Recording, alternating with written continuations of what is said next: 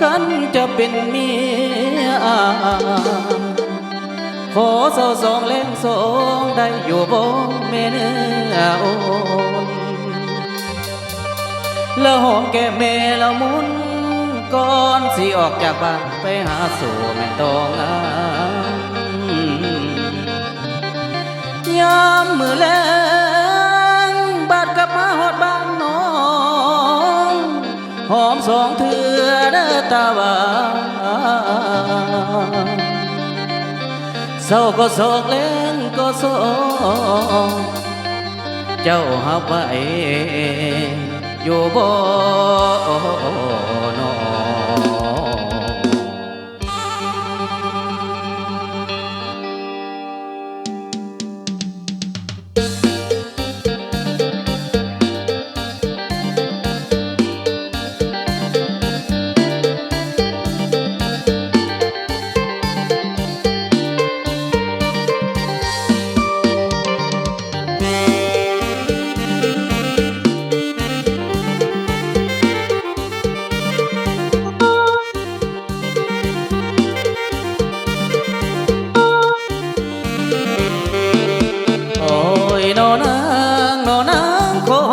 เศร้าสองเลี้ยงสองเฉพาะได้อยู่บ่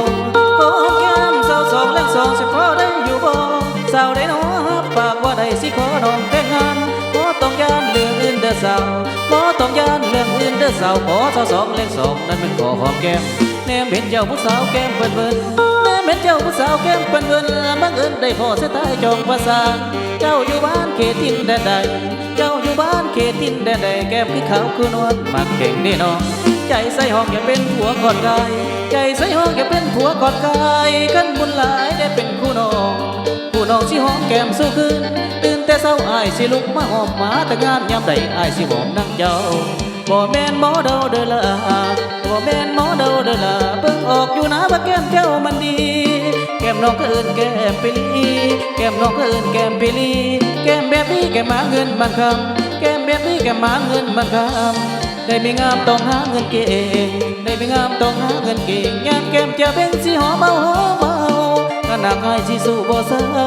งานหนักอายสิสู้บ่เศร้าคิดเห็นแก้มเจ้าอายสิสู้บ่ถอยใจลอยใส่สองพวกแก้มใจลอยใส่สองพวกแก้มได้แต่แนมแล้วมันเลยยายแก้มผัวบ่อยผัวนอกใจแก้มผัวบ่อยผัวนอกใจสุดแก้มเบิ่งซ้ายผัวไปหาเงินเขาจึงเอิ้นแก้มมาเงินคือว่าเขาจึงเอิ้นแก้มมาเงินคือว่าจึงได้น้องละขอน้องแต่งงานการน้องแก้มไผบ่ว่าสำคัญการน้องแก้มไผบ่ว่าสำคัญหอมแล้วไปเฮ็ดงานเฮ็ดให้มีเงินใส่เฮ็ดให้มีน้องเอิ้นใส่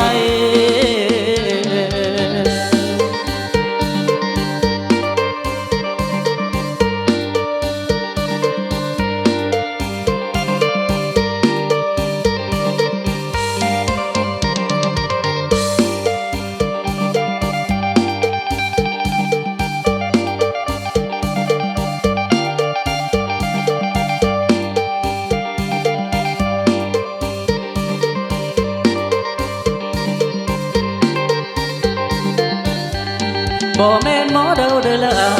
บ่แม่นหมอเดาเด้อละเบิ่งออกอยู่นะว่าแก้มเจ้ามันดีแก้มน้องก็เอิ้นแก้มปิลีแก้มน้องก็เอิ้นแก้มปิลีแก้มแบบนี้แก้มหาเงินบันคำแก้มแบบนี้แก้มหาเงินบันคำได้ไม่งามต้องหาเงินเก่งได้ไม่งามต้องหาเงินเก่งยามแก้มจะเป็นสิหอมเมาหอมเมากันหนักอายสิสู้บ่เศร้ากันหนักอายสิสู้บ่เศร้าคิดเห็นแก้มเจ้าอายสิสู้บ่ถอยใจลอยใส่สองพวกแก้มใจลอยใส่สองพวกแก้มได้แต่แนมแล้วมันละยายแก้มผัวไม่ผัวนอกใจแก้มผัวไม่ผัวนอกใจสุดแก้มมึงซ้ายผัวไปหาเงินเขาจึงเอิ้นแก้มมาเงินคือว่าเขาจึงเอิ้นแก้มมาเงินคือว่าจึงงานได้น้องละขอน้องแต่งงานการหอมแก้มไผบ่ว่าสำคัญการหอมแก้มไผบ่ว่าสำคัญหอมแล้วไปเฮ็ดงานเฮ็ดให้มีเงินใส่เฮ็ดให้มี